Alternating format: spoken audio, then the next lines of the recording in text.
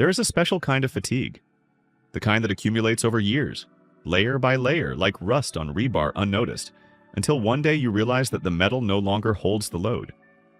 Chan Minso knew this fatigue like an old acquaintance. 28 years of average height with broad shoulders that became that way not from sports but from years of working with concrete and steel. Hands with calluses in places where calluses should not be on a person who once dreamed of holding a pencil over a drafting board. Exactly a pencil, exactly a drafting board. Minso had looked at buildings differently than other children since childhood.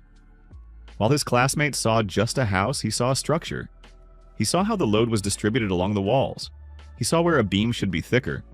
He saw the logic hidden in the form. He wanted to become an architect. It did not work out. Not because there was no talent, because there was no money. His father died early, his mother was alone, his younger sister was on the threshold of school.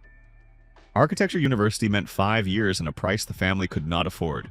He worked for 3 months after school, saved a little, enrolled in correspondence studies. He lasted a year and a half.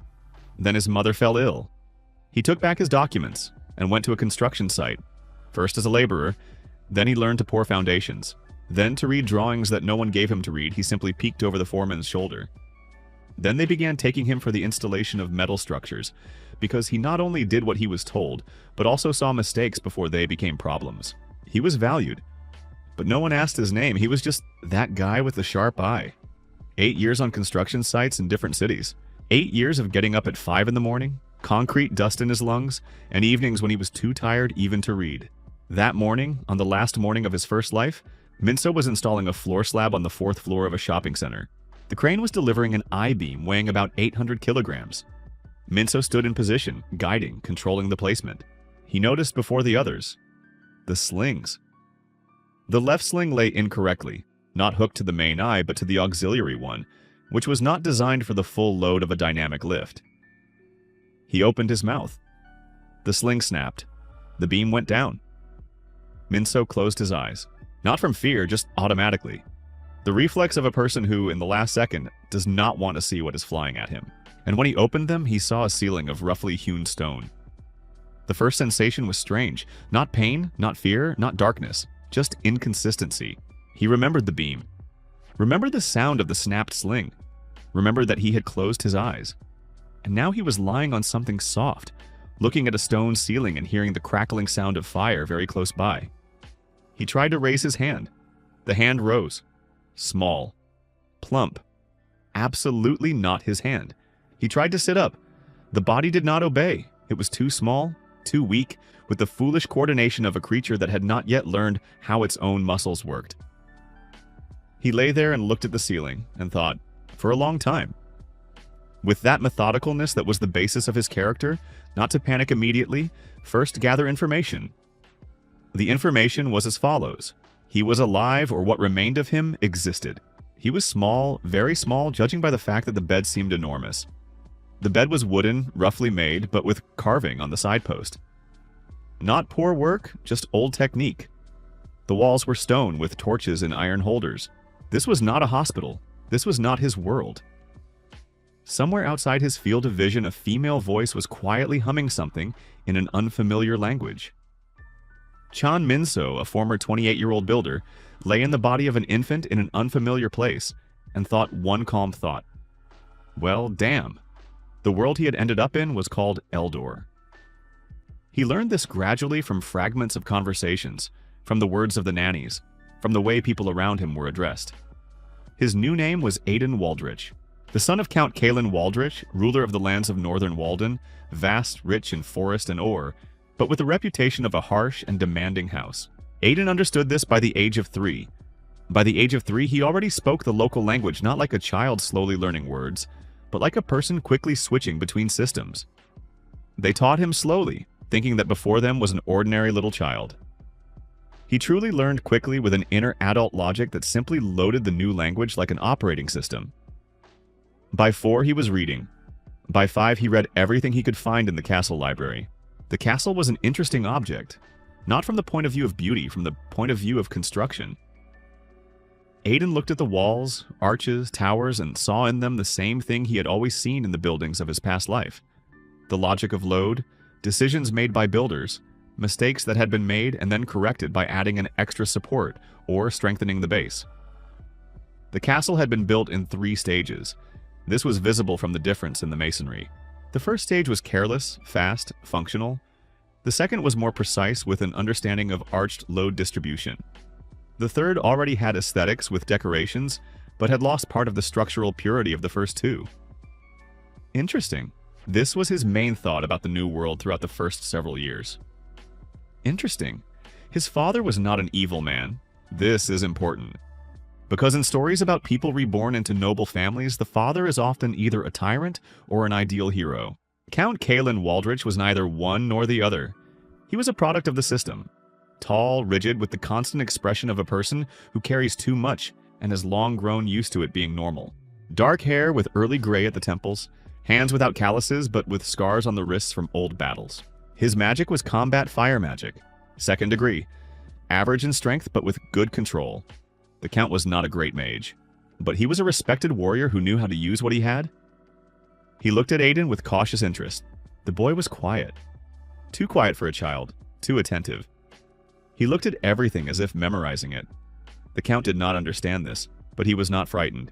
He simply waited. For what, he did not yet know. Magic in Eldor manifested in children in different ways. In most, between the ages of 8 and 12, the first spontaneous outburst of power. A flower bloomed in winter, a stone rose for no reason, water began to boil in the palms. There were many types of magic, but the classification system divided them into 3 levels. First level, combat types. Fire, lightning, earth, wind, water. The most common, the most in demand, the most respected. Military academies, knightly orders, royal guards, everything was for them. Second level, supporting types. Healing, illusion, transformation, summoning. Useful but considered auxiliary. For healers, for merchants, for some craftsmen. Third level, rare types. This included everything that did not fit into the first 2 categories. Time, space, fate, powerful but unpredictable. And also several types that were considered simply weak, useless. Analytical magic belonged to the 3rd category, not as a rare and powerful type, as a weak one, because analytical magic did not destroy, did not heal, did not move mountains. It understood. It gave the bearer the ability to see the structures of things, analyze them, find patterns. Theoretically useful. Practically, in a world where warriors and mages with direct combat power are valued, almost useless. When the analyst was given the assessment, 3rd level auxiliary type, class B, silence reigned in the testing hall. Count Kalen stood motionless for a long time, then said, "Understood," and left. That hurt more than if he had shouted. Aiden looked at his back and thought, "Wait a little, at Count. You have not yet seen how analysis works in the hands of an engineer." The decision came 3 months after the test. The Count summoned Aiden to his office, not for a cruel conversation, not for exile. Just an administrative decision made with the same cold logic with which property is managed. 2 days' journey to the northeast there is a village, Ashwin. It used to be ours, bringing 1/3 of the county's forest income. 20 years ago it was devastated by a raid of the mountain clans. The people left. Now there are several families there who have returned, and nothing more. The Count looked at the map. Formally it still belongs to House Waldrich. You need territory to govern. I am giving you Ashwin. Understood, Aiden said. You understand that this is not a gift? I understand. It is dead. The road to it is overgrown. The mill has rotted. People will not return on their own. I understand. The Count looked at him. You are 12 years old. I know. A long pause. I am giving you a steward, 2 guards, and a small sum for the first time. Enough. The Count again looked at his son with the same expression of uncertain interest that he had worn ever since Aiden began reading earlier than expected. If in a year nothing changes there, the territory will go back to the county treasury. Good, Aiden said, and for the first time in several months felt something resembling enthusiasm, because he had a village and he knew what to do with it. The road to Ashwin was exactly as the Count had described, overgrown, washed out, with the remains of old cobblestone under a layer of moss and earth. Aiden rode a horse silently, with a notebook on his knee, and wrote, Not impressions. Data. Soil type. Loamy with a high clay content. This is important for foundations and road surfacing. Terrain. A slight slope from south to north with a natural depression at the eastern edge. There, most likely, the groundwater is close. Forest, mixed, with a predominance of conifers. There is building material. Hardwood for tools must be found. River, small but with a good current. Hydropower, in this world, a mill. The village appeared from around the bend unexpectedly. Aiden stopped the horse and looked. Several houses, more precisely what remained of them. Walls of unhewn stone, laid without mortar or on poor mortar, which had crumbled over 20 years. The roofs had partially collapsed. One wall had fallen completely, leaving the other three standing in absurd incompleteness. The former square with the remains of a well, the wooden frame had rotted, only the stone ring remained. The mill by the river, the wheel lay on its side in the water, the axle had rusted through. Several abandoned vegetable gardens overgrown, but with the visible structure of beds under the weeds. 7 houses with smoke from the chimneys. 7. Out of the supposedly 40 or 50 that had been here before the raid. A man came out of one house. Large, bearded, with a peasant's hands, and the wary gaze of a person used to the fact that people from the castle came either for taxes or with bad news. "Who are you?" he asked. The steward behind Aiden started to speak, but Aiden beat him to it. "Aiden Waldrich, the new ruler of Ashwin." The man looked at the 12-year-old boy on the horse. "For a long time." "You? Ruler?" "Yes, what is your name?" Boren Kal." "I am, sort of the elder here. By default." "Good, Boren. Gather everyone who lives here. I need to speak with everyone at once." There were 23 of them. 7 families, mostly elderly people, several young couples, 3 children. People who had returned to Ashwin not because it was good here, but because this was their land and there was nowhere else to go. They looked at Aiden with that mixed expression he had already learned to read. Skepticism, cautious hope, and readiness to be disappointed again. Aiden stood before them, 12 years old, short, in good clothes that looked strange and alien here. "Count Waldrich sent me as the ruler of this village," he began. "I understand that this looks strange. I understand that you do not know what to expect, so I will say directly what I intend to do." He looked at Boren. "Ashwin will be rebuilt, not as it was, better, with normal houses, a normal road, a working mill, and a system that will allow you to live, not survive." One of the men, elderly with a limp, snorted. "Pretty words." "Young lord." "I understand why you do not believe," Aiden replied evenly. "Trust is earned by deeds, so we will begin with a deed." He turned to Boren. "I need a list of what the village currently has. Tools, supplies, livestock. And a list of what is needed first." "Why a list?" asked Boren. "You can already see that there is nothing here, I see. But I need precise data so that the plan is precise." Boren looked at him. "Do you know how to make plans?" "That is the only thing I know how to do well," Aiden said. And for the first time in this conversation, he told the truth without reservations. That same evening, Aiden sat by the fire with a notebook and used his magic deliberately for the first time since the test. Analytical magic worked differently than combat types. Not an explosion, not a flow, not a visible effect. Simply, when he focused on an object and opened magical perception, a structure appeared before him. Not visually in the sense of a hallucination, rather like an overlay of understanding on sight. He looked at the ruined house and saw not just stones.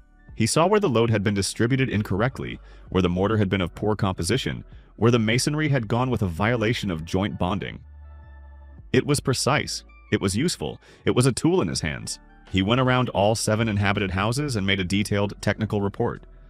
Then the ruins of the others. Then the mill, the well, the road. By the middle of the night, he had a complete technical analysis of Ashwin. And he knew exactly where to start, what was critical, what could be postponed, and what needed to be done in parallel. In the morning, he gathered Boren and 2 young men from the village. "We begin with the road," Aiden said. Boren frowned. "The road? We need houses, not." "The road is first," Aiden said. "Listen to the logic. Right now the village is cut off. The way here is 2 days in good weather and 4 in bad. This means merchants will not come, that materials will not be brought to us, that if someone gets sick, a healer will not arrive in time. The road is an artery. Without it, everything else is meaningless." Silence. "We are not builders," one of the young men said. "I will teach you what is needed. It is not difficult if you understand the principle." He opened the notebook. The old road was made of cobblestone laid directly on the ground. That is a mistake. When rains come, the water does not drain away. The ground under the stones is washed out. The stones sink and spread apart. That is exactly why the road now looks the way it looks. He showed a simple diagram drawn by hand. The new road is made in 3 layers. The first is a drainage cushion of coarse crushed stone or gravel, at least 20 centimeters. It lets water down. The second is finer crushed stone, compacted. It holds the shape. The third is the finishing surface of flat stone with a slight cross slope, like this, so that rainwater goes to the sides and does not accumulate on the surface. Boren looked at the diagram. How do you know this? This is my magic, Aiden said simply. It was not entirely true. He knew most of it from his past life. But from the point of view of explanation, it was accurate enough. There is gravel by the river, said a young man named Teron. I know the place. Good. We begin with the first 200 meters from the village. Then we will expand. There are few of us, Boren said. I know. That is why we will do the first 200 meters by hand. It will take 2 weeks. After that, the road will be accessible for carts in any weather, and we will be able to bring in more people and materials for the next section. Boren looked for a long time. Do you really know what you are doing? I know what needs to be done. The rest is work. 2 weeks of work. Aiden worked on equal terms with everyone, and that was important. Not because he wanted to make an impression, because he saw people do not trust those who command while standing aside. They need to see that the one who says, do it this way, does it that way himself. He dug drainage ditches along the sides of the road, small ones, with a slope so that the water went to the river. He explained why depth was important. He showed how to lay stone in a herringbone pattern with overlapping joints so that the surface would not spread under load. Taran turned out to be capable. He grasped the principles quickly, saw the logic. By the end of the first week, Aiden could already move to another section, knowing that Taran would do it correctly. On the 12th day, the first 200 meters of road were ready. Boren walked along it slowly, looked under his feet, then at Aiden. This is good work. This is the beginning, he replied. In parallel with the road, Aiden took up the well. The old stone lining had survived, that was good. But inside over 20 years, everything that could possibly accumulate had accumulated. Leaves, branches, small animals that had fallen in and had not gotten out. The water from it could not be drunk. We clean it completely, Aiden said. Then we look at the condition of the walls. Cleaning took 3 days. When the walls were visible, Aiden used magic. Analytical perception on the stone walls of the well gave him a clear picture. The lower third was in order, old stone, dense masonry, almost no leaks. The middle third had several places where the mortar had crumbled and water from the soil could enter, not through the proper aquifer layer, but through cracks. This was dangerous. It could bring contamination from the surface. He explained to Boren. We will not touch the lower third, it holds. We will relay the middle with normal mortar, with careful filling of the joints. The upper and above ground part we will make new, with a wooden canopy, with a windlass, and with a lid. Why a lid? So that everything in a row does not fall into the water. For 20 years the well stood without a lid. Here is the result. Boren nodded. Understood. Aiden made the mortar for the well himself. In this world there was lime, which was burned for whitewashing. There was sand. He knew the proportions from his past life. 1 part lime, 3 parts sand, water to the right consistency. For the underwater part, he added a little ash. In his past life, this was called a hydraulic additive.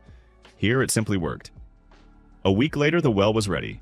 One of the elderly women, Grandmother Marin, who had lived in Ashwin longer than anyone else, and remembered the village before the raid, was the first to draw water. She drank. She was silent for a long time. Clean, she said, and looked at Aiden the way people look at someone they are beginning to take seriously. A month after arriving, Aiden began the first construction project. Not repairing old houses, a new house, because the old houses taught bad things. They had mistakes embedded in them that would be repeated during repairs. It was better to build correctly once and show the principle. He chose the place himself, not arbitrarily. His magic gave him a picture of the soil under the village. There, where the ground was hard and uniform, without underground cavities, without zones with high groundwater, there he put the point. Here, he said. Why here, Taran asked. The old houses stood over there. The soil there is bad for a foundation. In 10 years, any house in that place will begin to settle unevenly, the walls will crack. And you see this? Yes. Taran looked at the ground under his feet. Then at Aiden, then here. Aiden explained the foundation in detail because this was the main lesson. The foundation is the most important thing. If it is done badly, everything else does not matter. We need to trench half a meter deeper than the freezing layer, otherwise in winter the ground will heave and the foundation will rise. The width is slightly wider than the wall, like this. We lay a layer of large stone on the bottom, then we pour mortar. In layers, not all at once, because the mortar must set gradually. Why not all at once? Because when setting, the mortar slightly decreases in volume. If you pour it all at once, cracks will form in the lower layers. In layers, each layer sets separately, the load is distributed evenly. Taran nodded and wrote he had started his own notebook, copying Aiden's habit. That was a good sign. Aiden designed the walls of the house with double logic. The outer wall was made of stone, 50 centimeters thick. Not because it was customary, but because this was the correct thickness for thermal resistance in this climate. Winters here were long. Between the stones was a layer of mortar with chopped straw. This was his invention for this world. In his past life, he knew about fiber reinforcement of concrete. Here, straw gave a similar effect. The mortar did not crack during shrinkage. It held tensile load better. The roof was gable with a 45-degree slope. Not 30 because here there was wet snow which lay on a 30-degree slope. 45 shed it by itself. A rafter system with a ridge beam and paired rafters connected by tie beams. The tie beams do not allow the roof to spread apart under snow load and push the walls outward, a classic mistake of simple rafter systems without tie beams. Construction took 3 weeks. Not because it was long, because there were few people and Aiden deliberately did not hurry. Every stage, a pause, an explanation. Questions. He wanted not just to build one house. He wanted Boren, Taran, and the others to understand why exactly this way. When the house was ready, the village gathered to look. Grandmother Marin walked around it, touched the wall. Smooth, she said. Yes, our houses were not built like this. I know, but this is better. She looked at him. Where did you come from, young lord? Aiden thought for a second. From another place, he said. Long ago. The mill was the next major project, and the most difficult of what they had done so far. Aiden spent 3 days by the river studying the current. Not just looking, measuring. The speed of the water with the help of a float and time. The width of the riverbed. The difference in level on the section above and below the supposed mill point. His magic gave him a picture of the river bottom, stone, clay, sand, where it was hard, where it was soft. The place for the mill is here, he said, pointing to a spot upstream from the old wheel. Here the bottom is hard, rock under a small layer of soil. This is the best point for support. But the old mill stood there, Boren said. The old mill stood on a bad foundation. That is why the flood washed it away. Boren did not argue. Aiden decided to make the mill wheel different. The old one was undershot. That is, the water hit the lower part of the wheel and pushed it. This is the simplest type. Easy to make, but extremely inefficient. Efficiency of about 20 to 25%. He wanted an overshot wheel. This is when water is supplied from above into special buckets on the wheel, and pushes it not by the pressure of the flow, but by the weight of the water in the buckets. Efficiency 60 to 70%, 3 times more efficient. But for this, a wooden trough, a chute trough, was needed, which directs water from a height to the upper part of the wheel. This required the construction of a small dam and a water diversion channel. This is difficult, said the steward Darren, the only adult from the castle who was with Aiden. We do not have master carpenters, we have Taran who knows how to work wood. We have me. We need time and the right forest. This will take a month. 6 weeks, Aiden corrected. But the mill we build will grind 3 times more than the old one, and it will stand 3 times longer. Darren looked at him. Are you sure of these calculations? I see them, Aiden answered. And that was true. His magic allowed him to literally see the structure in space before him, check loads, find weak points before construction began. This was his main tool, not instead of physical labor in addition to it. First, a small dam, not high, only 1 meter 20, but competently placed, with a spillway opening with a gate, which made it possible to regulate the water level. The foundation, stone on mortar, the body, rubble masonry with facing. On the crest, a wooden beam that does not allow water to overflow uncontrollably. Aiden explained every decision. The gate is needed for 3 reasons. First, in winter the level can be lowered so that the ice does not press on the structure. Second, if the mill is under repair, the water can be blocked without destroying the dam. Third, in a dry summer, the level can be raised and a reserve accumulated. Taran wrote it down. Then the water diversion channel from the dam to the mill. a wooden trough 80 centimeters wide with a gradual slope, leading the water to a height of 3 meters above the wheel axle. He chose the wood for the trough carefully, conifers, resinous. Resin is natural waterproofing, joints on wooden dowels with hemp tow smeared with resin. The wheel itself was a separate story, diameter 4 meters. This gave good rotational torque with the given water flow. Spokes of hardwood, oak, rims of bent beech fastened with iron plates. A blacksmith was found in a neighboring village that appeared on the road, after the first 200 meters of the new route became passable. 20 buckets on the rim, wooden with a slight bend inward so that the water would not spill out ahead of time. When the wheel was assembled on the ground and Aiden examined it with his magic, he found 3 places with incorrect stress in the wood, too wide a gap between the spoke and the rim in 2 points, and an insufficiently tightened iron plate in the 3rd. They fixed it before installation. The installation of the wheel was the most spectacular moment. The whole village came, all 23 people. They watched as the wheel was lifted, as the axle was inserted into the support blocks, as the gate was opened and the first water went along the trough. And when it fell into the first bucket, and the wheel slowly, heavily, with dignity began to turn, the whole village was silent for 4 seconds. Then someone shouted, then the others. Grandmother Marin cried quietly, wiping her face with the edge of her kerchief. 20 years, she said. For 20 years we ground by hand. Aiden stood nearby and looked at the rotating wheel. 4 meters of wood and iron, raised by water. Seemingly simple mechanics. But in this world it was something more. 2 months after the opening of the mill, the first outsiders came to Ashwin. Not enemies. Peasants from a village 2 hours away with grain they wanted to grind. Because the rumor about the working mill had spread quickly, Aiden received them. He set a simple fee, 1/10 of the ground grain goes to the village. Fair, clear, without disputes. Then more came. Then a merchant who was looking for timber and learned that Ashwin had a road along which a cart could be driven. Then a blacksmith who wanted to rent a place for a workshop because he had heard of a village where proper houses were being built. The village was beginning to breathe, but Aiden did not stop. He developed a standard plan for a new residential house in Ashwin. Not because he wanted uniformity, because a standard is reproducibility. If the plan is correct and understandable, it can be repeated without him, without his constant supervision. This is scaling. The plan was as follows. A strip foundation deepened by 50 centimeters, made of rubble stone on lime mortar. The width is 10 centimeters wider than the wall on each side.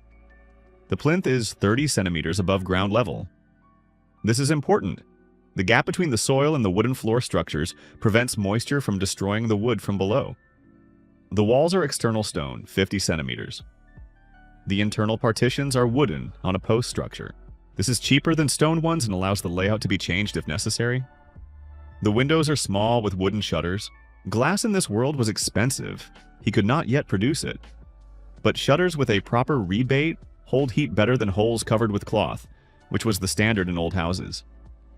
The stove is central with 2 fireboxes, one for cooking, one for heating. The chimney is strictly vertical without horizontal sections that accumulate soot and create a fire risk. The roofing is shingles. He taught Tehran to make shingles correctly, split them, not saw them. Split shingles along the grain of the wood do not absorb water. Sawed ones absorb it. The difference in service life, 10 years versus 35. The first 3 houses according to this plan were built all together. Aiden explained every step. Tehran built the 4th house with minimal participation from Aiden, the 5th by himself. By the end of the year, 11 new houses stood in Ashwin, and 16 more families who came after rumors that something was happening in an abandoned village in the north. A year later, Count Kalin sent a steward to check the state of the village. The steward stayed for 3 days. He looked at the road, at the well, at the mill, at the new houses, at the fields that Aiden had organized according to a 3-field system.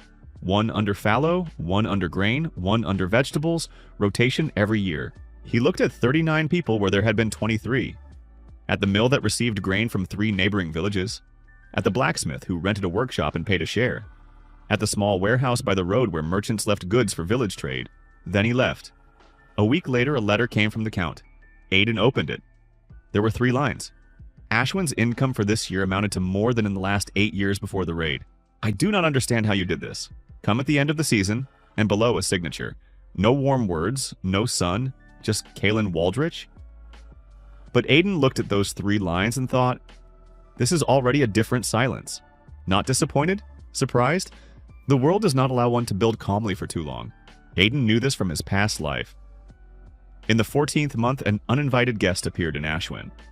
Ryan Fletch, the young son of a baron from neighboring lands, with combat fire magic and the confidence of a person used to solving issues from a position of force. He came with 5 armed men and said that the road passed along the edge of his lands, and he demanded a fee for passage. Boren came to Aiden with anxiety. He says he has documents. Show me the documents. The documents turned out to be old, poorly drafted, and referred to a border that had been revised 20 years ago after the raid of the mountain clans. According to the new border, the road passed through Waldrich land. Aiden read both documents, his own and Fletch's, slowly with analytical magic, seeing the structure of the arguments, contradictions, weak points. Then he went out to Ryan Fletch. He looked at the 14-year-old boy with the expression of a person who was bored. "Are you the ruler of this village?" "Yes, then let us talk." "Let us talk," Aiden agreed. In his past life, Chan Minso had never owned anything. A rented apartment, other people's construction sites, tools that formerly belonged to the foreman. Even the hard hat was state-issued. He built, but never for himself. Now he had a village, not large, not rich, not famous, but his.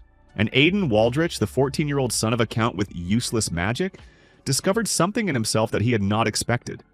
He was ready to defend what he had built with the same methodical coldness with which he built. Because building and defending what has been built are the same work, just different tools. Ryan Fletch was exactly the kind of person he seemed at first glance. 22 years old, good weapons, expensive clothes, a habit of speaking slightly louder than necessary because he was used to volume replacing arguments. His fire magic was real second category, enough to set wooden buildings on fire or cause a serious burn. He clearly knew this and clearly counted on others knowing it. Aiden saw all this in 30 seconds of observation.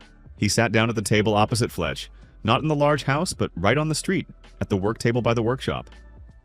Deliberately, because here Fletch was on someone else's territory, surrounded by people who worked, not demonstrated strength. "Your documents speak of the border according to the 3rd revision," Aiden began without preamble. But the 3rd revision was replaced by the 4th in the year of the raid of the mountain clans. According to the 4th revision, the eastern border of Fletch lands runs along the bed of the tar stream, not along the road. Fletch frowned. "I do not have documents about the 4th revision, because they are kept in the Count's chancellery, not with you." Aiden placed on the table a copy that he had requested through Duren 3 months earlier, when he had just begun working with the road and studying all possible legal issues. "Here is a copy, certified by the seal of Count Waldrich." Fletch took the document. He read slowly, then he raised his gaze, angry but already with a different shade. Not confidence, but the search for a new angle. "The road passes close to our land. This creates inconvenience." "What exactly?" "Noise. Merchants, strangers near our fields." Aiden looked at him. "Lord Fletch, the road existed before the raid and passed through the same place for 200 years. There are no documented complaints from the Fletch family during this time. 200 years ago, the situation was different." "The situation was worse," Aiden said. "Back then, military convoys passed along this road during border conflicts. Now merchants with grain and timber do. That is significantly quieter." Fletch was silent for a while, then he changed his tone, becoming softer, almost friendly. "Listen, you are young, smart, apparently. I do not want conflict. Just a small fee for neighborliness. Symbolic." Aiden looked at him. "No. What? No. Legally, the road is on Waldrich land. No fee for passage over one's own land exists. If you have another legal basis, I am ready to consider it." Fletch stood up, and his tone changed again, returning to the original one. "Hard. Boy, do you understand who you are talking to?" "Yes," Aiden answered calmly. "To the son of Baron Fletch, a vassal of the royal crown just like the Waldrich family. Any conflict between vassals is considered by royal arbitration. Are you ready for arbitration?" A long pause. Fletch looked at him already without friendliness and without pressure, with that new expression that Aiden had already learned to read. This child is not what he seems. "I will return," Fletch said at last. "Guests are always welcome," Aiden replied. Fletch left. Boren came up from behind when the hooves had faded beyond the bend. "He will return with another pretext." "I know," Aiden said. "That is why we need a defensive wall, not a castle wall, not a military fort. But something in between, functional, properly designed. Aiden walked around the perimeter of the village for 3 days, studying the terrain. His magic drew him a map, not abstract, but three-dimensional in perception. Where a hill gave natural protection, where a lowland was a vulnerable place, where the flow of the river itself worked as an obstacle. Then he sat down with his notebook and drew a plan. He called it rational defense. The principle was simple: not to try to defend everything evenly, that is expensive and inefficient. Instead, determine the directions of greatest threat and fortify precisely them, using the natural terrain as the basis. From the north, the river, a sufficient obstacle for a mounted detachment. There is one bridge, it is controlled. From the east, a hill. An attacking detachment is forced to climb uphill, which reduces speed and opens it to observers. A small watch post is enough. From the west, dense forest. Cavalry will not pass through it. Infantry will slow down. But signal posts are needed here. Notches on trees, simple rope alarms. From the south, the main road. Here, real protection is needed.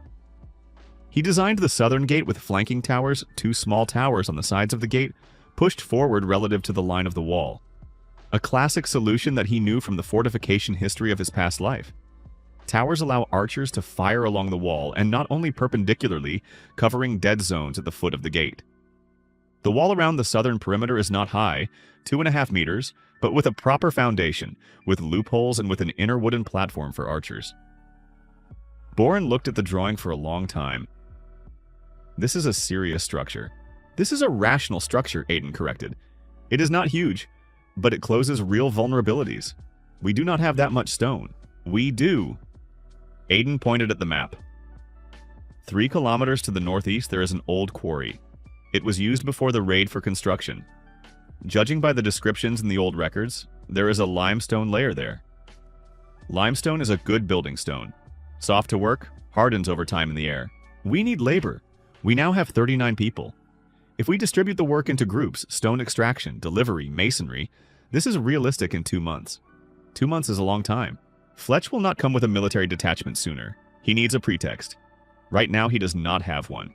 He will look for another. Boren looked at him. You are already thinking like a commander. I am thinking like a builder, Aiden answered. It is the same thing. The quarry was exactly where the magic showed. Old, overgrown with bushes along the edges, with the remains of wooden towers for lifting blocks. Rotted, but readable enough to understand the principle. Aiden examined the limestone layer. Analytical perception gave him a picture of the fracturing of the rock, where natural cracks ran, along which the stone would split easily, and where there was a monolithic mass that would require more effort. He showed Tehran and 2 more men. Look, here, do you see how the horizontal crack runs? Along it, the stone itself wants to split.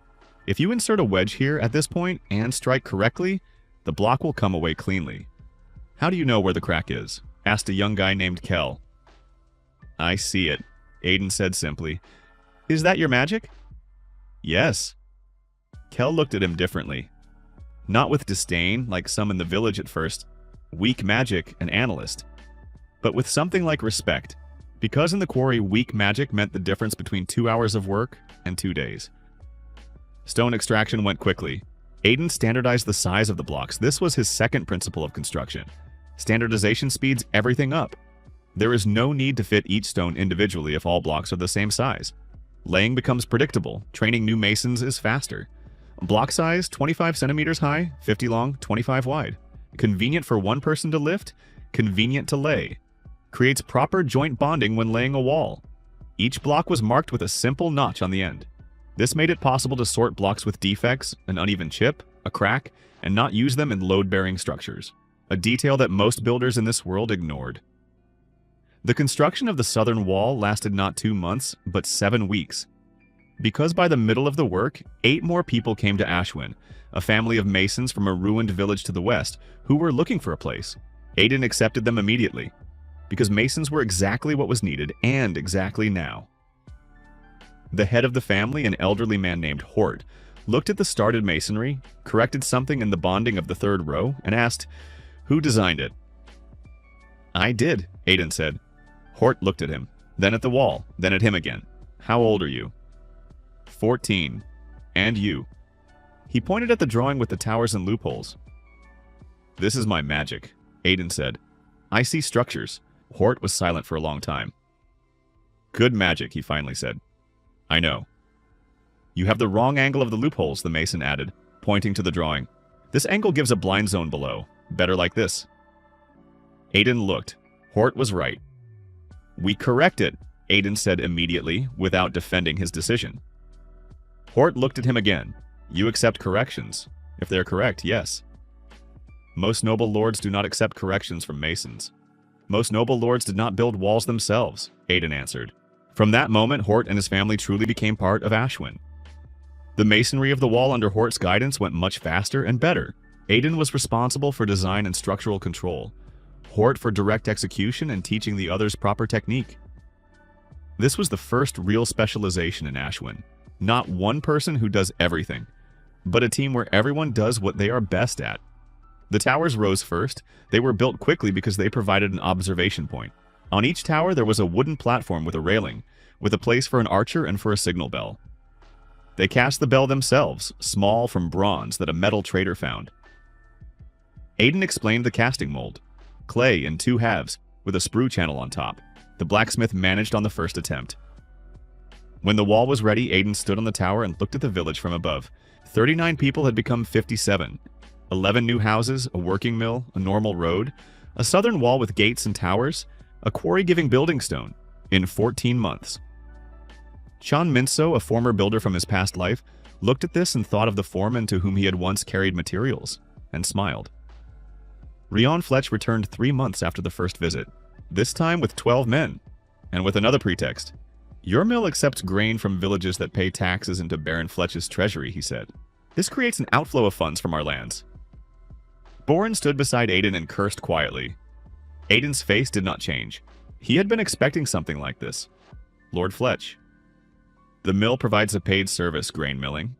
Peasants from your villages come here voluntarily because they pay less than at the old mill in your castle and receive a better grind. This is trade competition, not an outflow of funds. They carry grain through my land, on a public road, which creates a burden on our land roads. Aiden stopped for a second, then understood. Fletch had found a consultant. These arguments were better constructed than 3 months ago, but still not enough. Lord Fletch, I propose the following. If you believe that the road creates a burden on your lands, let us consider a joint project to improve it. We will invest labor and materials. You will provide part of the land for widening the roadbed. This will increase traffic for both. Fletch looked at him. You are offering me cooperation? I'm offering you money. More merchants on the road means more people who will stop, eat, spend the night, buy. This is income for any settlement along the route, including your lands. A long silence. Fletch looked at him with the already familiar expression. Where did you even come from? From Waldrich Castle, Aiden answered. The Count is my father. I know that. I am asking where you got that head. Aiden allowed himself a slight smile. Analytical magic. Fletch shook his head, not maliciously, but rather in confusion. Then said, I will think about cooperation. I will be glad. Fletch left again, but this time with a different expression, not searching for a new angle, almost thoughtful. The threat did not come from Fletch. It came from the north. 3 weeks after Fletch's second visit, the signal bell on the western post struck 3 times, the sign of danger. Aiden was at the mill when he heard it. He ran. Not because he was scared, because information was needed. At the western post, the watchman, a young guy named Irwin, pointed toward the forest. There, 7 or 8 people, with weapons. They are not going along the road, they are going around through the forest. Aiden looked. The forest to the west was his weak point. He had known that even when designing the defense, cavalry would not pass, but foot soldiers could. How much time do we have? They are moving slowly, maybe half an hour to the edge of the forest. Half an hour. Aiden turned around. Boren, all women and children behind the southern wall. Taron, 4 with bows to the towers. Hort, men with tools to the wall as reserve. Tools are not weapons, Hort said. A stonecutter's hammer weighs 8 kilograms. That is a weapon, Aiden answered. Then he turned to Darren. Darren, you are the only awakened one in the village with combat magic. The steward, an elderly man with earth magic of the 3rd category, straightened up. Weak 3rd category. I can raise small stones. Nothing serious. I do not need serious. I need precise. Listen to the task. When the attackers came out of the forest, they saw not the village they had expected. Not defenseless houses, a wall, towers with archers, closed gates. There were 8 of them, mercenaries or bandits, hard to say. Fairly well armed, clearly used to villages not resisting. Their commander, stocky, with a 2-handed sword, stopped and looked for a long time, then said something to his men. They began to go around the wall looking for a weak spot. And here, Aiden for the first time felt what he had previously only read about in theory. Analytical magic in a combat context. He stood on the tower and looked at the movement of 8 people, and his magic began to do what it did with buildings, only with people. He saw trajectories. Not the future, not a prediction. Just analysis of current movement vectors, speed, direction, surroundings. His brain, strengthened by magic, calculated it instantly. The one on the left is moving toward the western corner of the wall. There, where the masonry has not yet fully set, a relatively new section. He found the weak spot. 2 in the center are a distraction. They want the archers to look at them. The commander with the sword is staying behind, waiting until the gates are opened from inside or another passage is found. 3 more are going around from the east to the river. Aiden spoke quickly and quietly. Erwin, watch the east. 3 are going to the river. First archer, hold the center, do not shoot, you are bait. Second archer, western corner, the first will go there. Darren, you are needed at the northern gate, there is the exit to the river. I cannot hold 3 alone, Darren said. You do not need to hold them, you need to create an obstacle. Raise stones from the bank and throw them into the water at the crossing. Just create noise and instability. They do not know your category. Darren nodded. Boren, take 2 men to the western corner from inside. They will try to climb over there. How do you see this? Boren asked in amazement. I will explain later. Do it. The attack unfolded exactly as Aiden had calculated. The first attacker reached the western corner and received an arrow in the shoulder from the second archer, who was already waiting. The 2 in the center shouted something, gave a sign to the commander. But the commander did not move because he saw that everything was not going according to plan. At the river, Darren raised 3 large stones and hurled them into the water at the ford with a crash, with splashes. The trio going to the river stopped. They did not know that before them was a weak mage with 1 single ability. They saw a mage. The commander made the decision to leave. The attack lasted 7 minutes. No one from the village was hurt. 1 attacker was caught. The one who had received an arrow did not manage to leave. Boren came up to Aiden when it was all over. He looked for a long time. You saw all of this in advance. I read trajectories, Aiden said. My magic analyzes movement. I see where a person is going based on his speed, direction, and the surroundings around him. This is not the future, this is the logic of the present. Boren was silent. This is very useful, he finally said. Yes, Aiden agreed. I am beginning to understand that. The captured bandit told a little, but enough. They had been hired to scare the village. He did not know who had hired them. He only knew the intermediary. The intermediary was from the city of Flern, on Baron Fletch's lands. Aiden wrote it down. This was not proof against Fletch himself, but it was information. Information was his main resource. Count Kalen was waiting for him in the same position by the window. Only this time he turned around faster. He looked over his son, who in a year and a half had grown, become stronger, acquired the posture of a person used to making decisions. You sent an interesting report, the Count said. I sent an accurate report, Aiden corrected. The Count gave a slight smile for the first time in Aiden's memory. Yes? Accurate. He approached the table. Fletch. I cannot prove his involvement directly, but the intermediary is from his city, the direction of the attack is from his side, and the chronology coincides with both of his visits. What do you propose?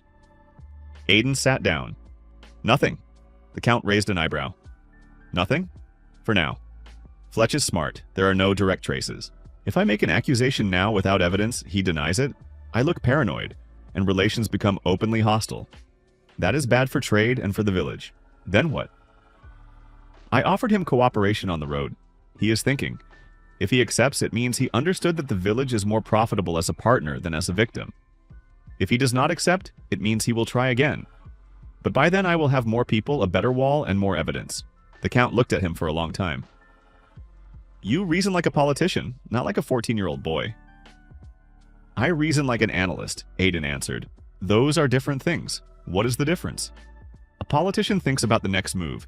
An analyst thinks about the structure of the entire game. The Count again gave a slight smile. Good. Fletch is under observation. If you find evidence, I will intervene officially.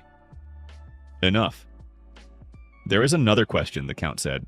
Your village is growing. You already have more than 50 people. 57. Ashwin is no longer a village. According to the classification of lands, when a settlement exceeds 100 people and has a permanent trade turnover, it receives the status of a small town, with its own tax regime and rights. Aiden nodded. So I need 43 more people and a trade register. This is harder than it sounds. I know, Aiden said, but I already know what to build next. He returned to Ashwin and did not leave the house for 2 days. He sat with his notebook and thought. Not about walls and houses, about the system. Because over these year and a half he had understood, individual good decisions are not enough. A system is needed in which each decision supports the next. He drew diagrams. First level, basic infrastructure. Already ready. Road, well, mill, houses, wall. This is the foundation. Second level, production. What is missing? Blacksmith production. The blacksmith already exists. It needs to be expanded. A pottery workshop? None at all. All dishes are brought in. Woodworking, Tehran is good, but alone. Sewing, clothing is also brought in. Third level, trade. A permanent market is needed. Not spontaneous, but organized. A trading day once a week. A place where merchants know that they can come with anything and find buyers. Fourth level people. Specialists are needed. Not just working hands, specific professions. Master carpenter, weaver, healer. The last was the most important. A healer. Because without a healer, a settlement is vulnerable to any illness, to any wound. People do not come to places where medical help cannot be obtained. He wrote a list. Then a plan for attracting each type of specialist. What to offer them. What housing. What share of the work. What working conditions. This was not just a village. This was the beginning of a town. The first thing he built was a pottery workshop. Not because it was the most important, but because clay was right by the river, and it was a resource that lay there for free. A pottery workshop required a specific building. The kiln was the main element. Not a simple stove, but a special structure for firing ceramics. Aiden knew the principle from his past life. A pottery kiln must maintain a temperature from 800 to 1,100 degrees Celsius, evenly throughout the entire volume. This means the correct shape of the firebox, the correct placement of the loading space, the correct draft. He designed a 2-tier kiln with a separating floor. The lower tier, the firebox with a side air intake. Air comes from below, which creates even combustion. The separating floor, a perforated slab of fire clay with holes. Hot gases pass from below upward through the holes evenly, flowing around the items from all sides. The upper tier, the loading space with a dome-shaped vault. The dome is a fundamentally important detail. A flat covering over a kiln cracks from thermal expansion. A dome distributes the load along an arc, like an arched bridge. The entrance to the kiln is in the front wall, with a door of refractory brick, which is bricked up with each firing and broken afterward. This seemed inconvenient, but this is standard. Tight bricking gives better thermal insulation. They made the refractory brick themselves from local clay with an addition of quartz sand, which they found 2 hours away. Quartz increases fire resistance. Hort took on the masonry of the kiln with the interest of a true master who had been given an unusual task. I have laid stoves all my life, he said, examining the kiln diagram, but I have never seen one like this. This is the correct structure, Aiden said. The ones you saw worked, but inefficiently. What does inefficiently mean? It means a lot of firewood for one firing, uneven heating, a lot of defective items. Hort thought. That is true. Potters always complain about defects. This kiln will give defects of less than 10% if the heating mode is observed correctly. The kiln was built for 2 weeks, then the potter. His name was Finn, young, about 25, from a city where he had lost his workshop in a debt dispute. He came because of the rumor that in Ashwin, strange things are being built. The first firing was a test. Finn loaded a batch of 20 pots, 8 bowls, 4 jugs. The kiln reached temperature in 3 hours. Evenly, Aiden could see the heat distribution with his magic and adjusted the air supply. After 2 days of cooling, they opened it. Finn pulled out the pots, examined them. 2 with cracks, he said. This is very little. 2 out of 32. About 6%, Aiden said. Within the norm. Finn held a pot and looked at it as if at a small miracle. In my old kiln, I had 30% defects at minimum. I know, because the old kilns were made incorrectly. Finn raised his gaze. You changed my work. No, Aiden said. You will change your work yourself. I simply gave the correct tool. The healer came on her own. It was unexpected. Mara, a woman of about 40, with healing magic of the second category, and the expression of a person who had seen enough to no longer be surprised by anything. She arrived at dawn when Aiden was inspecting a new foundation section, and said without preamble, I heard that something worthwhile is being built here. I need a workshop and a house. What can you offer? Aiden looked at her. What can you do? Healing wounds and fractures, basic illnesses? Diagnosis, also herbal medicine, which does not require magic. We need a healer, Aiden said. We will build the house in 3 weeks, the workshop immediately. Payment, a percentage of treatment, plus a share from the village common fund. Mara assessed him in a few seconds. You make decisions quickly. I made this decision 3 months ago when I realized that we needed a healer. I was simply waiting for a specific person. She smiled slightly. Agreed. Aiden designed Mara's workshop especially carefully. A healer's workshop requires good lighting, working with wounds requires seeing details. Large windows on the southern side. He finally obtained glass, small plates, expensive but justified for the infirmary. A clean floor, not earthen, not wooden. Stone with smooth facing. This is hygiene. Aiden knew from his past life how important hygiene is in medical rooms. In this world, they almost did not think about it. Ventilation for drying herbs and for working with hot compounds. He made an exhaust channel in the wall, the principle the same as in the forge. Warm air rises, creates draft, pulls out smells and moisture. A separate entrance so that the sick would not pass through the living part. Mara inspected the finished workshop. Do you know something about medicine? No, but I know what is needed for good work in any room. She nodded. A stone floor is smart. Most healers work on earthen ones. An earthen floor cannot be washed properly. Exactly. From that day, Ashwin had a healer. And this changed many things quietly, unnoticed, but fundamentally. Because people began coming not only for grain milling, but also for treatment. In the second year of the new Ashwin's existence, Aiden stood on his tower in the evening and looked at the village. 79 people. Mill, well, road, wall, forge, pottery workshop, infirmary, Friday market, to which people already came from 5 neighboring villages. Fletch accepted the offer about the road, sent a short letter with agreement. There were no more attacks. Count Kalen sent a second letter. There were 5 lines instead of 3, and at the end, for the first time, the word son. Aiden folded the letter and put it in his pocket. Outside, it was getting dark, and the lights of the houses were lighting up one by one. Each fire in a house that he had designed, or to which he had given the principle. Each fire in a house that would stand not 10 years, but 100. Analytical magic. Weak type. Third level, Class B. Aiden Waldrich, the 14-year-old son of a count with a useless power, looked at 79 people who lived better than a year ago, and thought about one thing. 21 people to the status of a small town. Aiden Waldrich understood a simple thing only in the 3rd year of his second life. A village is a place, a town is an idea. Because a village can exist even by itself. Several houses, a well, a field, a mill, people who know each other by name. But a town is already a system in which every element is connected with the others. If you remove the workshop, trade will suffer. If the road breaks, the market will fall. If there is no healer, people will not live close to each other. If there is no stable governance, everything falls apart. That is why Ashwin stopped being just a village on the day when people began coming to its gates not for a day, but to stay. And then when Count Kalen personally sent a document confirming the settlement's new status, the small town of Ashwin, with the right to its own market, craft taxes, and town guard. Aiden held this document in his hands and thought not about the title, but about the fact that now he had responsibility of another level. More people, more risks, more opportunities, and as always, more mistakes that needed to be prevented before they became a catastrophe. By the time the status was received, 94 people lived in Ashwin. Aiden did not rejoice at the number itself. He rejoiced at the structure that stood behind it. New houses appeared along the road in 2 rows, with an inner courtyard and places for storage. Craft yards appeared. Hort's blacksmith canopy appeared.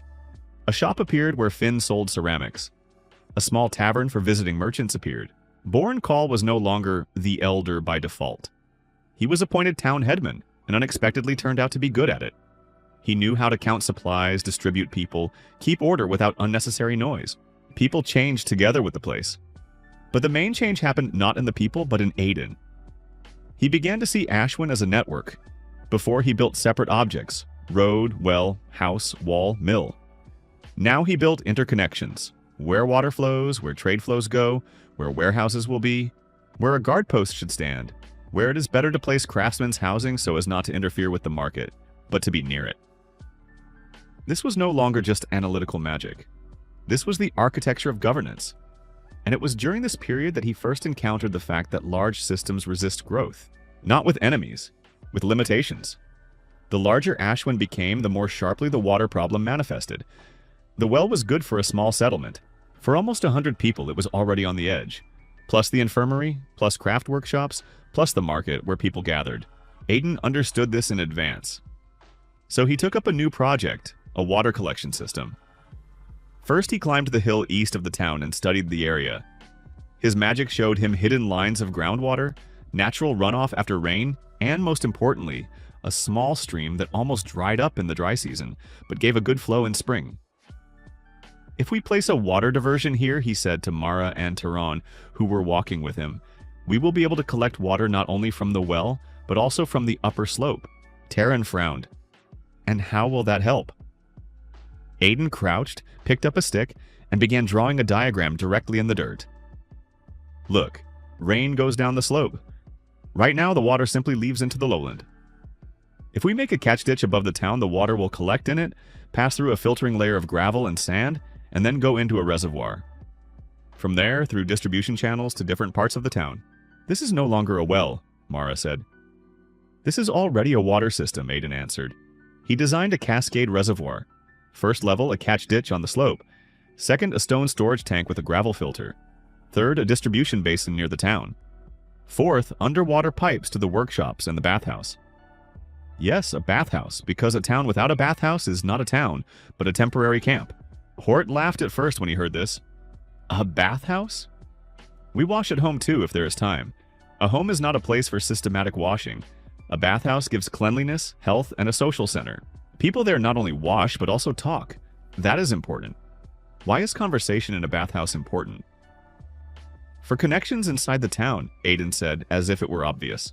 People who do not communicate quarrel faster. Hort shook his head, but still built the workshop for the bathhouse. The market in Ashwin grew almost by itself. At first it was just a row of tables on Fridays, then canopies, then stone counters for permanent traders, then a square with marked places: grain, wood, ceramics, cloth, meat, tools. Aiden insisted on order. Not out of love for bureaucracy, out of love for measurability. Each seller received a place according to the type of goods. This reduced chaos, simplified the movement of buyers, and allowed what was needed to be found faster. He even introduced a simple system of signs: white stone, grain and flour; red, meat and prepared food; yellow, wood and building materials; blue, cloth and clothing; green, medicines and herbs. Bourne was skeptical about this at first. People will figure it out anyway. People will figure it out if they are helped, Aiden answered.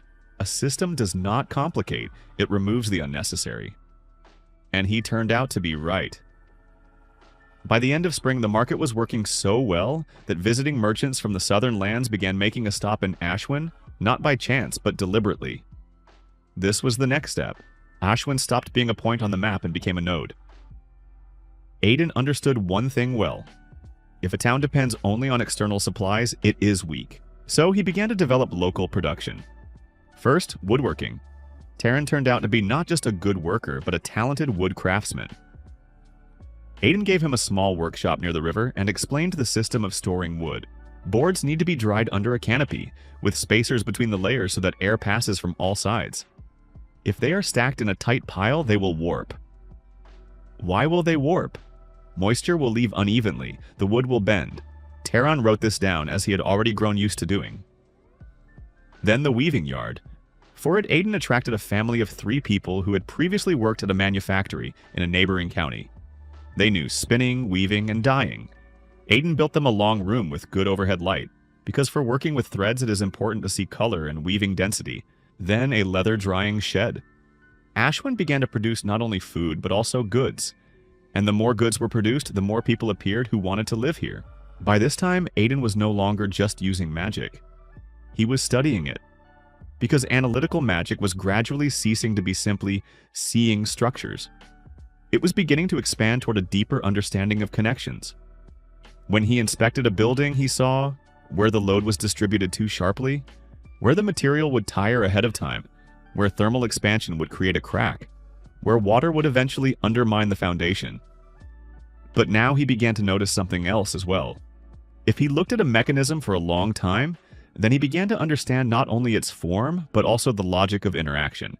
Two gear wheels, if one tooth is slightly shorter, will create a vibration that will destroy the axle in a few weeks.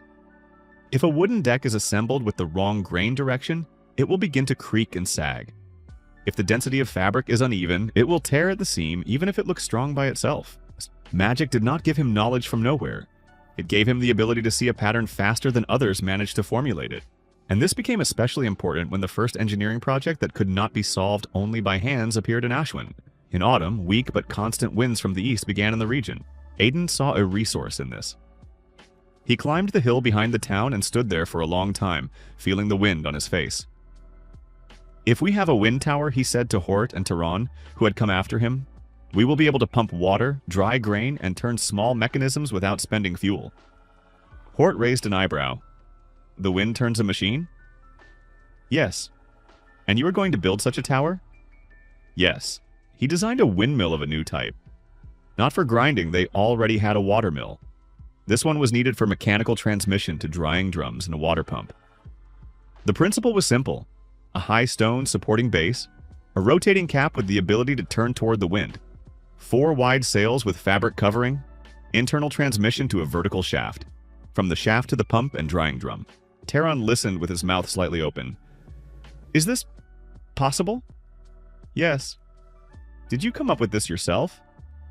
No, Aiden said. I assembled the correct principles into one system. The construction of the tower took almost 2 months. But when it started working, the town received what it had lacked before.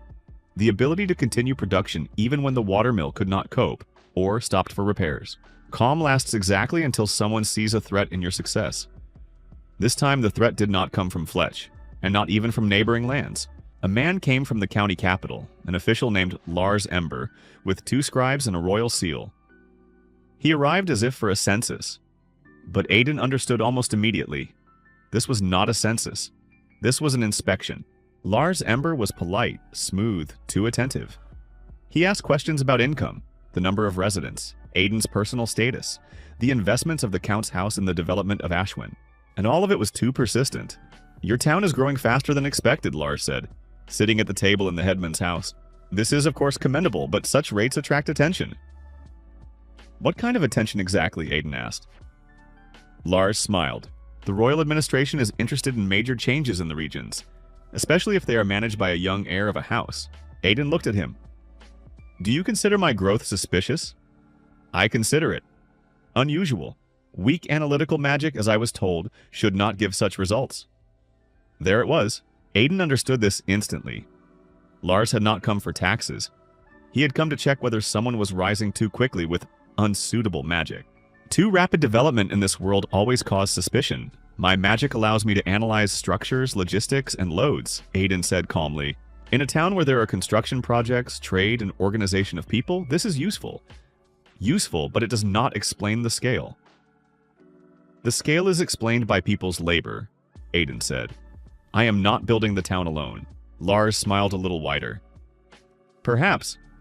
But in the capital, they may wish for a more thorough inspection of your gift. They may, Aiden agreed, and that is their right. He answered too calmly. Lars noticed it. After dinner, Lars asked to be shown the workshops. Aiden led him, and it was there that something happened that changed the tone of the entire story. In Hort's forge stood a large metal frame for a new furnace.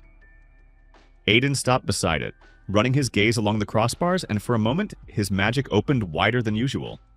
He saw not only the structure, he saw vectors of possible destruction, where the metal would overheat, where the seam would crack, where the frame would warp under uneven expansion. where, if the fastening was not changed now, the entire furnace would collapse at the moment of the next smelting. And along with this, he saw something new. The logic not just of an object, but of movement. If a person steps here, he will hit the protrusion. If that one turns left, he will end up in a blind zone. If he now shifts half a step back, he will avoid the fall of the metal hook hanging above the ceiling beam. Aiden sharply grabbed Lars by the shoulder and pulled him back. At that same moment, a hook tore loose from the ceiling and struck the floor where Lars had just been standing. Silence. Hort cursed. Terran turned pale. Lars slowly looked at the fallen hook, then at Aiden. "You saw this before it fell?" "Yes." "How?" Aiden slowly exhaled. This was the moment when he understood. His magic had taken a step further. Not just analysis of structures, analysis of scenarios. "Instinct," he said, the first thing that came to mind. Lars looked at him for a long time, then quietly said, "No, this is not instinct." And for the first time, not arrogance appeared in his voice, but caution. That same night, the town was attacked. Not by an army. 3 hired mages who used chaos and darkness to test the defense and, as it later turned out, to get to Lars Ember. The signal bell struck twice. Aiden ran out of the house even before Boren reached the square. The attackers were not going through the gate. One was trying to break through the western wall with a shockwave spell. The second attacked the tower with a pillar of fire. The third, the most dangerous, used illusion, hiding his movement in the darkness. Aiden found himself between the houses and the wall, and at that moment, his magic opened completely. The world around him seemed to slow down.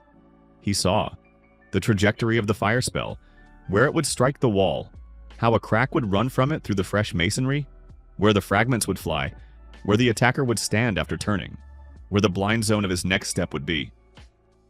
This was not just analysis of a building. This was analysis of a battle. Aiden's body moved before he realized the movement. He stepped aside and the fire strike passed by, leaving behind a strip of heat and a crack in the plaster. The second struck the tower.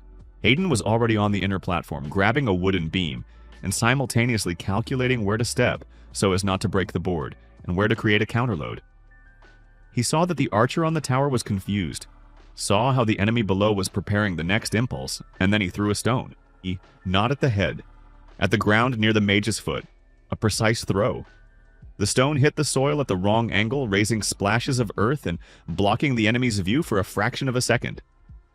That fraction was enough. Hort, with a hammer in his hands, struck the wooden ladder that one of the attackers was climbing. The ladder collapsed. Terran, with a crossbow, which he had learned to use for town needs, shot at the illusionist by the shadow he cast on the roof from the torch. The illusion scattered. Aiden saw the real person, understood the trajectory of his retreat, and at that moment, for the first time in his life, he applied analytical magic as a combat tool without reservations. He did not attack with destruction magic. He created an error. The enemy's step turned out to be too short, because Aiden had disabled the support under his right foot in advance by driving a stone wedge into the crack between the slabs. The illusionist slipped, lost the rhythm of the spell, and Mara was already in place, striking him with a healing, but harsh, immobilizing impulse that worked like paralysis from an overload of the nervous system. One attacker retreated. The second was wounded. The third was captured. The skirmish lasted less than 4 minutes, but it was after it that everyone in the town began looking at Aiden differently. Not as a young lord, not as a capable manager, but as a person who sees too much in battle. After the attack, Lars Ember demanded a private conversation. They sat in a small room of the townhouse where the drawings had been stored before. Lars no longer looked as confident as when they first met. "You should not have moved like that," he said. "Why?" "Because an ordinary analyst does not act like that in battle." Aiden was silent. Lars continued, "I have seen awakened ones. I have seen mages of different types. You do not simply analyze, you anticipate, but not like a prophet. Like a person who instantly builds a probabilistic model of what is happening. And this is rare, very rare." Aiden looked at him.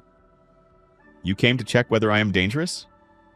Lars did not answer immediately, then said honestly, "Yes, and now?" Lars was silent for a long time. "Now I am not sure who is more dangerous, you or those who will come after you if they understand what you can do." It was an honest answer, almost unpleasantly honest. Aiden leaned back in his chair. "I do not intend to destroy the Empire. That sounds like what everyone says who eventually changes the world." Aiden said nothing to that, because he knew Lars was right about something. A week after the attack, Aiden again climbed the eastern hill alone. At night, a quiet wind. The town below glowed with lights. He sat on a stone and closed his eyes, and for the first time, he did not try to use magic. He simply listened, then opened his eyes. The world before him broke apart into layers, not physically, in perception. He saw the line of load on the slope, the routes of people moving along the roads, the rhythm of lights in the windows, the subtle structure of the wind, and in the center of all this, not emptiness and not power, but a scheme, a large, complex, living scheme of the world. And inside this scheme, his analysis was not passive sight, but an editing tool, not to change everything, not to break, but to improve point by point. He understood that his power could do not only what his past builder's thinking had taught him. It could rebuild movement, break the combat rhythms of an enemy, find a weak point in defense, make a counterstrike not stronger but more precise, see where the enemy's force would go before that enemy understood it himself. This was real growth, and it was more frightening than any brute power, because brute power can be measured. But precision that cannot be seen in advance is already almost fate. By autumn, Ashwin was already officially considered a second-class small town. Population, 118 people. The market was stable, the workshops brought income. The bathhouse worked 3 days a week. The wind tower was connected to the drying shed and the pumping system. The wall had already withstood 2 inspections. Count Kalen sent a new official with an official seal and a short letter. You are creating something too stable to ignore. Continue, but be careful. Aiden reread the letter 3 times, then put it away. He already understood it would become more difficult from here on, because as soon as people notice that someone builds better, faster, and smarter than he is supposed to, they develop 2 desires. The first is to use him, the second is to stop him, and he had not yet decided exactly whom he would have to deal with first. Standing on the tower, he looked at the town he had built with his own hands, diagrams and analysis, and felt a strange calm. Because for the first time in both lives, he knew exactly he was in his place. I continue from the same place. The sirens sounded closer and closer, but inside the temple, this no longer changed anything. Aiden knelt in the middle of the magic circle, feeling how the analytical magic in his head resisted the foreign pressure with the last of its strength. It was not fear that hindered him. Fear he had long learned to break down into components. Something else hindered him. The feeling that someone was trying to rewrite the very structure of his consciousness. He heard Chen Gei's voice as if through water. Do not be afraid, Lin Mo. This is not death. This is liberation. Aiden tried to smirk, but his lips did not obey. Liberation is a beautiful word.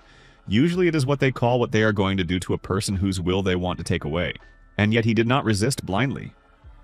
He began to calculate the nodes of the circle, the rhythm of the words, the rotation speed of the seal, the flow of foreign energy that entered him not as a blow, but as information. And he immediately understood the main thing. This was not an ordinary subjugation ritual, it was a fusion. Not simply to break the will, not simply to seize the body, but to connect the bearer's mind with the will of the swarm, so that only habits and memory would remain of the past self. Aiden finally understood why Chen Gei was so confident. If he had not resisted, she really would have received the perfect vessel. But he had one thing she did not have: analysis. He could not stop the ritual by force, but he could find its error. Aiden looked at the statues of the 3 pure ones and noticed what would have previously escaped any ordinary mage. The seal was not whole. It depended on 3 supports that simultaneously held the balance. The ritual node in the floor, the anchor in the statues, and the conductor in Chen Gei's voice. If even one element was destroyed, the flow would be disrupted. He concentrated and launched the magic not outward, but inside himself, forcing it to work as a precise diagnostic tool. And then he saw the main thing. In the center of the circle, there was a tiny cavity, almost invisible to the eye. It could only be struck from inside. Aiden inhaled through clenched teeth. So the plan was simple: not to break free, to wait. He stopped resisting outwardly so that the ritual would take him more strongly, and began accumulating tension in the one single node of magic that he could still control. Chen Gei, noticing that his consciousness had become quieter, smiled. You see? You are more reasonable than in your past life. Back then you would have resisted to the end. Aiden did not answer, because at that moment he already felt the foreign will had almost reached the core of his mind. A little more and he would either break or strike. The temple doors burst open with a crash. People from the 9th Military Region rushed inside, and among them were Su Huer and Yan Liang, both tense, ready for battle. "Chen Gei!" Yan Liang shouted. "Stop the ritual!" Chen Gei did not even turn around. Too late. At that moment, the temple seemed to breathe. Bloody light rose from under the floor in a pillar, and the walls became covered with thin black cracks, as if space itself could not withstand the pressure. Su Juer rushed forward first, but she was thrown back by a wave of mental impact. Yan Liang raised his Book of Life and Death, trying to hold the rhythm of the foreign force, but the seal on the floor began to absorb his spell too. Aiden understood. Chen Gei was not simply conducting a ritual. She was opening a channel. To where, he did not yet know. But the source was clearly not local. That was when he struck. He compressed all the accumulated magic of analytical rupture into one point and released it into that very hidden cavity inside the circle. A sharp crack sounded. One of the lines of the seal went out. Chen Ju's expression changed for the first time. "What did you do?" Aiden was already getting to his feet, swaying. "Found your mistake." The seal malfunctioned. The ritual became unstable. The bloody light trembled. But Chen Gei did not retreat. She sharply raised her hand and dozens of thin black threads rose around her, like living stingers. "Then I will simply break you manually." Su Huer, struggling to rise, saw Aiden standing before Chen Gei without protection, and despair flickered in her eyes. Yan Liang also understood that delay was impossible. He sharply opened his book and pronounced Chen Gei's name not as a threat, but as a sentence. The air trembled. Chen Gei lost her rhythm for a fraction of a second. That was enough. Aiden stepped forward, simultaneously activating his magic and striking the second support of the ritual, the statue of Lingbao Tianzun. The stone exploded from within. One of the threads of the channel snapped, the bloody light began to choke. Chen Gei stepped back for the first time that entire night, and smiled. It was not the smile of defeat, rather acknowledgement of a worthy opponent. "Interesting," she said quietly. "You really have changed." Aiden breathed heavily, leaning on one knee. He understood that it would not be possible to win completely here, but also not to lose. New alarm signals could already be heard outside. The ritual was not completely disrupted, but enough for the channel to collapse prematurely. The temple shook. The floor under their feet went in waves. Chen Gei snapped her fingers, and a dark vortex began sucking the remnants of power inward, as if she herself did not want to lose all this resource. "We will continue, Lin Mo," she said. "Very soon," and disappeared together with the bloody light. When it was all over, Aiden simply sat for a long time on the floor of the ruined temple and stared into emptiness. Su Xuer cautiously approached him first. "Are you alive?" He nodded. "For now, yes." Yan Liang, leaning against the wall, looked gloomily at the fragments of the circle.